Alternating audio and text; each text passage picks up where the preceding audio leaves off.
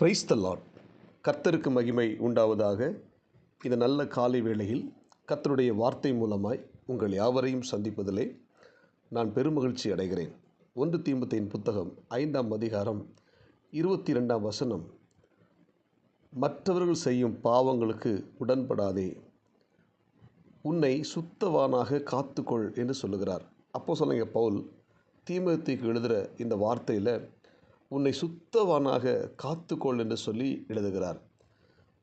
இந்த நாம் வாழுகிற இந்த உலகத்தில் பாவம் நிறைந்த, அசுத்தம் நிறைந்த ஒரு உலகத்தில் நாம் வாழ்ந்து கொண்டிருக்கிறோம். தேவனுடைய பிள்ளைகளாக நாம் வாழ்ந்து கொண்டிருக்கிறோம். இந்த அசுத்தமான பாவம் நிறைந்த உலகத்தில் நாம் ஒவ்வொருத்தரும் நம்மை காத்து கொள்ள வேண்டும்.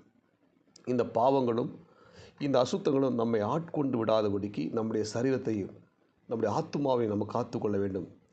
தண்ணீரில் தாமரை இலை இருந்தாலும் அந்த தண்ணீர் தாமரை இலை மேலே ஒட்டாது. அதுபோல் இந்த பாவம் நிறைந்த உலகத்தில் நாம் வாழ்ந்து கொண்டிருந்தாலும் எந்த பாவங்களும் நம்மை ஆட்கொள்ளாதபடி, நம்மை ஒட்டாதபடி நம்மை சுத்தவானாக காத்து கொள்ள வேண்டும் என்று சொல்லி தேவன் நம்மிடத்தில் எதிர்பார்க்கிறார். இந்த காலை நேரத்தில் இறைவார்த்தை கேட்கிற தேவனுடைய பிள்ளைகளே, இன்னைக்கு பார்த்தீங்கன்னா பாவம் செய்வதற்கு அநேக வசதி வாய்ப்புகள் பெருகி கொண்டிருக்கிறது.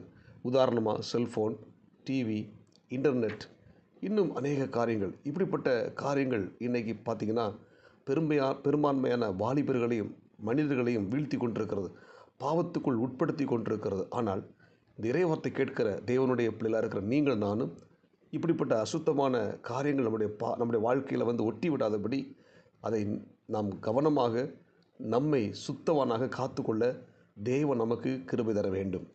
வேத புத்தகத்தை வாசித்து பார்த்திங்கன்னா, பாபிலோன் தேசத்தில் தேவனுடைய மனுஷன் தானியேல் அங்கே சிறையிருப்பில் அடிமையாக்கப்பட்டிருந்தார். ராஜாவுடைய அரண்மனையில் அவர் வேலை செய்து கொண்டிருந்தார். அந்த ராஜா தன்னோடு கூட இருக்கிற இந்த யூத அடிமைகளுக்கு நல்ல சாப்பாடு கொடுக்க வேண்டும், ராஜா சாப்பிட்ற ஆகாரத்தை கொடுக்க வேண்டும் என்று சொல்லி அந்த வாலிபர்களுக்கு தினமும் ராஜா சாப்பிட்ற சாப்பாடு கொடுக்க அந்த பணிவிடைக்காரர் கட்டளையிட்டார். ஆனால் தானியேலை பாருங்கள், அந்த ஆகாரத்தினால் தன்னை தீட்டுப்படுத்தக்கூடாது என்று சொல்லி அவன் தன்னை காத்து கொண்டான். ஆமென். பாருங்கள், அந்த வாலிபன் கர்த்தருக்காக வைராக்கியமாக வாழ்ந்த அந்த தானியேல் என்கிற யூத வாலிபன், அந்த ராஜாவுடைய ஆகாரத்தை நம்ம சாப்பிட்டா அதனால் நான் தீட்டுப்பட்டுருவேன் அப்படின்னு சொல்லி அந்த ஆகாரத்தை வேண்டாம் என்று ஒதுக்கி தள்ளிவிட்டு அதற்கு மாறாக பருப்பு கீரை வகைகளை வாங்கி சாப்பிட்றான். பாருங்கள், ஆண்டவர் அந்த தானியேலை ஆசீர்வதிக்கிறார். ராஜா போஜனத்தால் சாப்பிட்டவர்களை விட இந்த தானியேலுடைய முகம் களையாக இருந்தது என்று வேதத்தில் வாசிக்கிறோம். தானியேலுடைய ஃப்யூச்சரை பார்த்திங்கன்னா, அந்த ராஜா தானியேலை உயர்த்தி கொண்டே இருக்கிறான். 3 ராஜாக்கள் காலத்திலையும் தானியேல் காரியம் ஜெயமாக இருந்ததுன்னு நாம் வாசிக்கிறோம். தன்னை தீட்டுப்படுத்தாத அந்த பாபிலோன் தேசத்தில், அந்நிய தேசத்தில் தன்னை தீட்டுப்படுத்தாத அந்த தானியேலை தேவன் அந்த தேசத்தில் மிகுந்த மேன்மையாய் கனமுள்ள மனிதனாய் மாற்றி உயர்த்தி ஆசீர்வதித்தார். அன்புக்குரிய தேவனுடைய பிள்ளைகளே, நாமும் இந்த தானியேலை போல நம்மை சுத்தவானாக காத்துக்கொள்வோம். ஆமென். நம்ம எந்த காரியத்திலையும் நம்மை தீட்டுப்படுத்தாதபடிக்கு நம்மை கவனமாக நாம் காத்துக்கொள்வோமானால் நம்மை தேவன் ஆஸ்வதிக்க வல்லமுள்ளவராக இருக்கிறார். யோசேப்புடைய வாழ்க்கையை பாருங்கள். அவன் எகிப்தில் இருக்கிறான், போர்த்திபருடைய வீட்டில் வேலை செய்து கொண்டிருக்கிறான். அந்த போர்த்திபருடைய மனைவி என்ன செய்கிறார்? அந்த யோசேப்போடு கூட தவறான ஒரு பாவம் செய்ய வேண்டும் என்று சொல்லி அவனோடு கூட பாவத்துக்கு உடன்படுகிறாள். ஆனால் இந்த யோசேப்பு பாருங்கள், என் தேவனாய் கர்த்தருக்கு விரோதமாய் நான் பாவம் செய்வது எப்படி என்று சொல்லி தன் வஸ்திரத்தை கழற்றி போட்டு அவன் ஓடி போய் விடுகிறான்.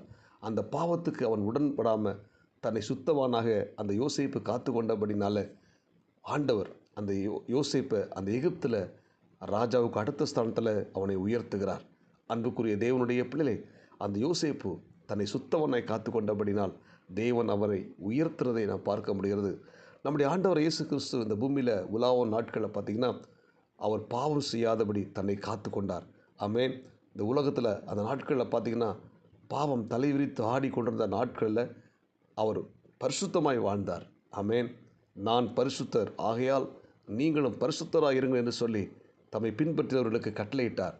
இந்த இறைவார்த்தை கேட்கிற தேவனுடைய பிள்ளைகளை, நாம் ஒவ்வொருத்தரும் இயேசு கிறிஸ்துவை பின்பற்றுகிறவர்கள். நம்மை ஒவ்வொருத்தரையும் நம் சுத்தவனாக காத்து கொள்வோம். ஆமென். நாம் பரிசுத்தமாய் வாழும் பொழுது தேவன் நம்மை ஆஸ்வதிப்பார். நம்மை உயர்த்துவார், நம்மை மேன்மைப்படுத்துவார்.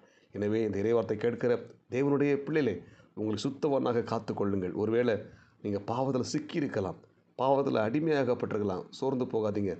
உங்கள் பாவங்களை மன்னிப்பதற்காக நம்முடைய ஆண்டவர் இயேசு கிறிஸ்து தன் ஜீவனை கொடுத்திருக்கிறார். இதை பாவத்தை விட்டு பரிசுத்தமாக மாறுங்கள், உங்களை சுத்தவானாக காத்துக்கொள்ளுங்கள். நிச்சயமாக ஒரு உயர்வை கர்த்தர் உங்களுக்கு வைத்திருக்கிறார், ஒரு மேன்மை வைத்திருக்கிறார். ஜெபிப்போமா? பரலோக தேவனே, இரக்கமுள்ள இயேசுவே, இந்த அதிகாலை நேரத்தில் இறைவார்த்தை கேட்ட உம்முடைய பிள்ளைகள் ஒவ்வொருத்தரையும் நான் ஆசீர்வதிக்கிறேன். ஆண்டவர், இந்த இறைவார்த்தை கேட்கிற ஒவ்வொரு தேவனுடைய பிள்ளைகளும் தங்களை சுத்தவனாய் காத்துக்கொள்ள உதவி செய்வீராக. இந்த இறைவார்த்தை கேட்ட எல்லாரையும் பொறுப்படுத்திக் கொள்ளுங்க, ஆஸ்வதிங்க.